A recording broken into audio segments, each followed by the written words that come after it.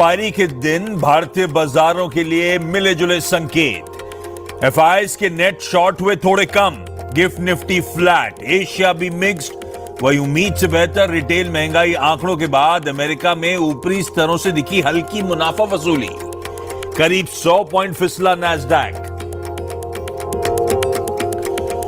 America और चीन के बीच ट्रेड डील हुई फाइनल। अमेरिका को रेयर अर्थ मटेरियल और फुल मैग्नेट सप्लाई करेगी चीन।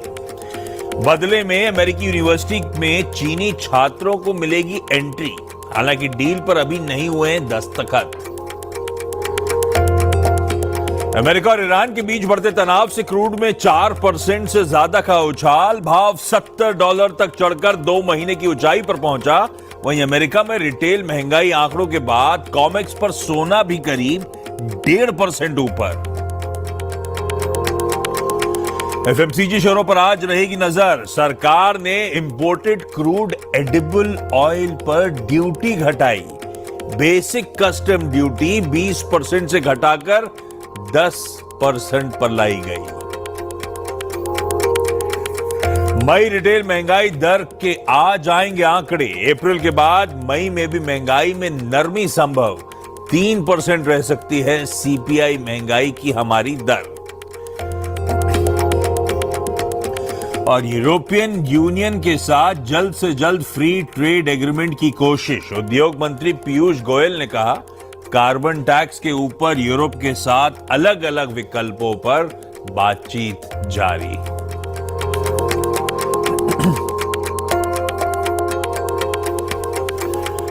चलिए, गुरुवार की सुबह सेकेंड लास्ट ट्रेडिंग सेशन इस कारोबारी हफ्ते का, और आज है निफ्टी 50 के वीकली कॉन्ट्रैक्ट्स की एक्सपायरी का दिन।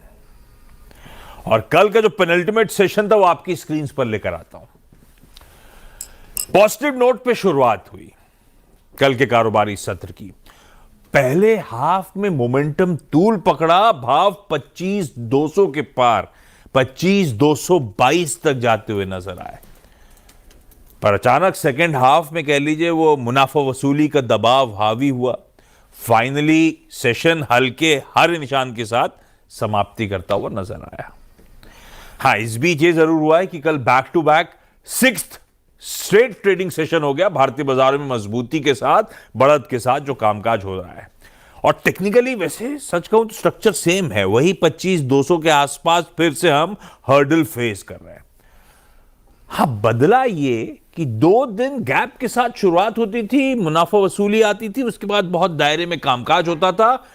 कल रेजिस्टेंस के आसपास मतलब आके अपना मामला ठंडा पड़ता था।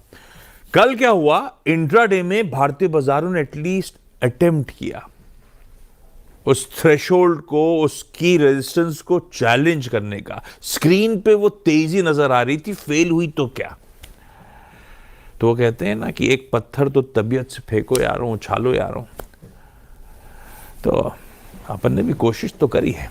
खैर, आज के क्यूज, आज के समीकरण एक्सपायरी के दिन के बैठ कैसे ना, प्रोड्यूसर साहब ने हेडलाइन में ब्यूटीफुली एक्सप्लेन करा है। बहुत मिला जुला सा मामला है। सेटअप अलग कहानी, ग्लोब के संकेत अलग कहानी, उन सब के बीच में झूलता हुआ गिफ्ट निफ्टी आपको आपकी स्क्रीन पे नजर आएगा।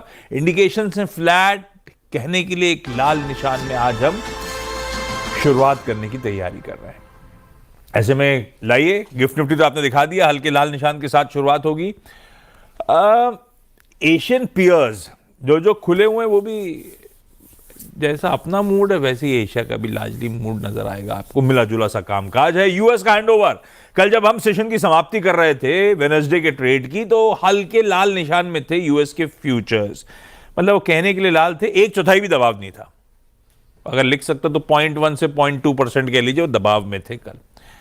एक्चुअल सेशन में भी ऐसे ही कुछ हुआ, फ्लैट से आधे % की कमजोरी की तरफ बढ़ चले थे। और आज सुबह का मामला भी पस्ती है, तो हैंडओवर ठंडा है। कल जहां छोड़े थे समीकरण और आज सुबह की कहानी आपकी स्क्रीन पर है। इसीलिए एशिया, इसीलिए गिफ्ट निफ्टी ऐसे ही डायरेक्शनलेस से घूम रहे हैं। ऐसे में बहुत कुछ है। यूएस का इन्फ्लेशन प्रिंट आना था जिसकी हरमास चर्चा कर रहे थे कल सुबह की, वो इंतजार रहेगा उसका। फिर वो 2 दिन की ट्रेड डील का इंतजार था कि कुछ हुआ कि नहीं हुआ। शाम को कुछ अपडेट फाइनली आने शुरू हुए हैं, तो सारा मामला है क्या, ग्लोब में चल क्या रहा है, क्रूड कहां फट रहा है, क्यों फट रहा है, बहुत सारे क्यूज हैं। पहले समझ लेते हैं क्यूज कैसे हैं और नेट उसका मतलब हमारे बाजारों के लिए कैसा है। और माज, गुड मॉर्निंग, बताएं। गुड मॉर्निंग आशीष। क्यूज तो मिले जुले से है, और जितने भी यूएस की तरफ से जितने भी क्यूज है वो है। एक चीज़ बता दूं कि जितने भी अपडेट्स आए हैं ट्रेड टॉक्स को लेकर, चीन की तरफ से अब तक कोई अपडेट आया नहीं है आधिकारिक तौर पर। हाँ जी। और कल डोनाल्ड ट्रंप ने ट्रूथ सोशल पर ये लिखा भी कि डील हमारी चीन के साथ हो गई है, सिर्फ उस पर दस्तखत करने बाकी है। उस डील के मुताबिक अब चीन जो है वो रेयर अर्थ्स की सप्लाई करेगा, और जैसे ही वो सप्लाई शुरू करेंगे हम हमारे जो है रिस्ट्रिक्शंस वो थोड़े से लिफ्ट करने की कोशिश करेंगे। चीन के विद्यार्थियों को यूनिवर्सिटीज़ में एक्सेस वगैरह दिया जाएगा। मगर इतना इंपॉर्टेंट, प्रोड्यूसर साहब हेडलाइन में ऐसा लिखा कि ये सब रियायतें बदले में चीन के विद्यार्थी, मतलब वो उतना ऐसा लग रहा है बैलेंस यहां से हुआ। और वही बात है, क्योंकि उन्होंने साथ साथ ये भी लिखा कि चीन के ऊपर 55% के टैरिफ लागू रहेंगे, और चीन जो है हमारे जो 10% के टैरिफ उन्होंने लगाए थे जो जिनीवा में मंजूर भी हुआ था वो वैसे का वैसा बना रहेगा। तो अब ये सोचने वाली बात है कि चीन ने 2 दिन की बातचीत में इस बात पर तो मंजूरी दी नहीं होगी, अब तक उनकी तरफ से कोई बयान तो आया नहीं है, तो वो देखने वाली बात है। और साथ ही साथ फिर अब ये 55% का टैरिफ है क्या, ये 10% का जो बेसलाइन टैरिफ है वो तो है ही, 20% का जो फेंटेनिल को लेकर उन्होंने लगाया था वो भी है, और साथ ही साथ में फिर जो उनके पहले कार्यकाल में जो उन्होंने 25% के टैरिफ लगाए थे वो जोड़कर जो 55% के टैरिफ है वो मिलाकर के चीन पर टैरिफ लागू रहेंगे। ये व्हाइट हाउस के एक ऑफिशियल ने ब्लूमबर्ग को बताया है, और ये उनकी रिपोर्ट थी। तो और साथ ही साथ उनके जो कॉमर्स सेक्रेटरी है हावर्ड लटनिक, वो उन्होंने भी ये साफ किया कि अगर ये जो है समझौता मंजूरी मिल जाती है उसे, तो भी चीन पर जो टैरिफ है 55% के वो लागू रहेंगे, वो बदलेंगे नहीं। और साथ ही साथ उन्होंने ये कहा कि अगर चीन अपने रेयर अर्थ्स पे जो पाबंदियां लगाई गई है वो अगर हट जाती है, तो जाकर के हम फिर अपने सेमीकंडक्टर्स वगैरह वगैरह पे जो रिस्ट्रिक्शन लगाए गए हैं उन्हें हटाने के बारे में सोचेंगे।